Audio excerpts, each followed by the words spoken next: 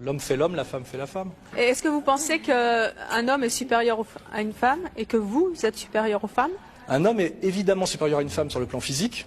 Il est plus fort, musculairement. Ce qui veut dire que dans une dispute, s'il n'y a pas de respect pour la femme, il peut lui mettre une branlée. C'est ça que ça veut dire. L'inverse n'est pas possible. Ce qui veut dire donc que le couple est basé sur le respect.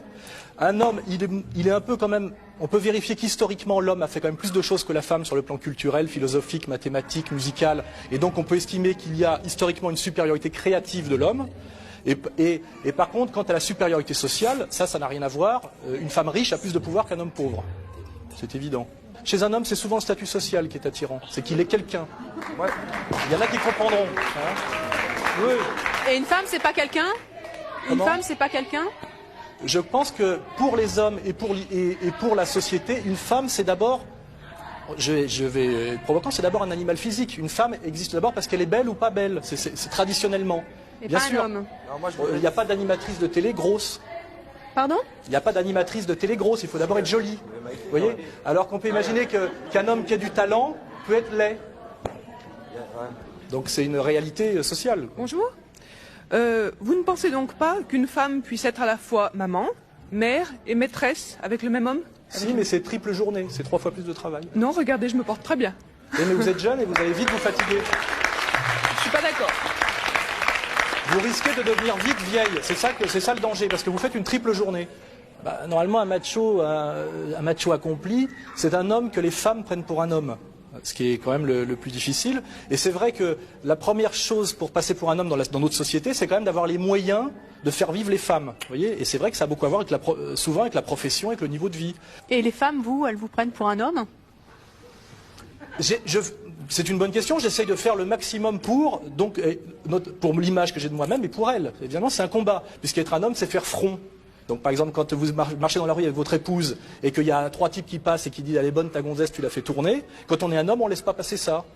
Et la femme est contente que son homme ne laisse pas passer ça. Ça génère le respect, et le respect génère le désir. C'est ça que je veux dire. C'est que je ne vois pas comment une femme peut désirer un mec qui se déballonne systématiquement. Parce que la femme aime que l'homme soit dur et juste, en haut et en bas. Ouais. Les femmes aiment les machos.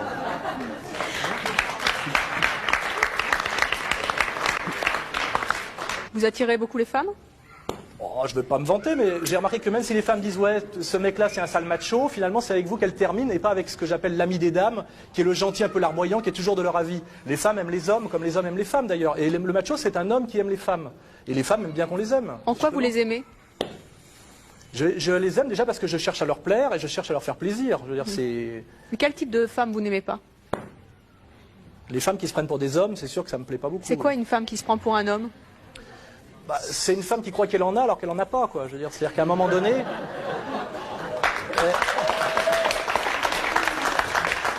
C'est une femme qui vit d'une certaine manière de la générosité publique des hommes. Parce que quand une femme ramène sa fraise comme un homme, si vous avez un accident automobile en ville et que c'est une femme et qu'elle dit connard, qui ne sait pas conduire, etc. Si on la traite vraiment comme un homme, on se lève et on lui met un bourre-pif. Vous voyez? Alors comme moi je suis un macho et un macho ne frappe pas une femme même avec une rose, je la vous vois, je suis poli. Mais si elle m'insulte, elle me traite de connard, etc. À un moment donné, je dis tiens, elle se prend pour un homme, je vais lui montrer qu'elle n'en est pas un. Et je lui colle un taquet. Et là, comme moi je fais 85 kilos de muscles, elle se rend compte qu'elle est immédiatement alignée.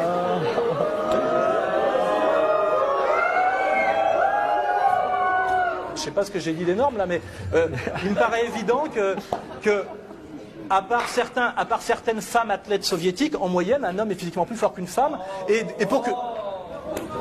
Bah oui, et pour que...